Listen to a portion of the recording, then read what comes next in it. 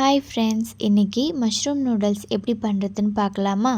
அதுக்கு தேவையானது first onion, capsicum, cabbage இது மூணுத்தையும் நீட்டாக கட் பண்ணி எடுத்துக்கலாம். மஷ்ரூமை நல்லா மொத்தமாக கட் பண்ணி வச்சுப்போம். கொஞ்சமாக க்ரீன் சில்லி. நெக்ஸ்ட்டு நூடுல்ஸை நல்லா வாஷ் பண்ணிவிட்டு தண்ணி ஊற்றி கொஞ்சமாக உப்பு போட்டு அவிச்சு வச்சுக்கலாம். நெக்ஸ்ட்டு கடாய் அடுப்பில் வச்சுட்டு அதில் தேவையான அளவு எண்ணெய் ஊற்றிக்கலாம். ஒரு 5 டேபிள் ஸ்பூன் கரெக்டாக இருக்கும். அதுக்கப்புறம் ஒரு பீஸ் பட்டர் ஆட் பண்ணிக்கலாம். நெக்ஸ்ட்டு கட் பண்ணி வச்சுருக்க சில்லிஸ் ஆட் பண்ணிவிட்டு ஆனியன் ஆட் பண்ணி நல்லா கோல்டன் ப்ரௌன் ஆகிற அளவுக்கு நல்லா வதக்கணும். ஆனியனோட கலர் நல்லா மாறி வரணும். அப்போ தான் நல்லா டேஸ்ட்டாக இருக்கும். இந்த அளவுக்கு நல்லா வதங்கினதுக்கப்புறமா கேபேஜ் அப்புறம் கேப்சிகம் ரெண்டுத்தையும் ஆட் பண்ணி நல்லா வதக்கி விட்டுக்கலாம். இதெல்லாம் நல்லா வதங்கினதுக்கப்புறமா மசாலா ஆட் பண்ணிக்கலாம். அதுக்கு chilli powder, pepper powder, salt, கொஞ்சமாக சுகர், அப்புறம் கொஞ்சம் கரம் மசாலா.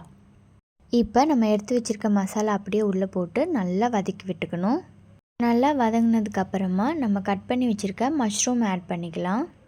மஷ்ரூம் ரொம்ப வதக்க வேணாம், அது நல்லா தண்ணி விடும். அந்த அளவுக்கு வதக்குனா போதும். அப்போ தான் சாப்பிடும்போது நல்லா ஜூஸியாக இருக்கும்.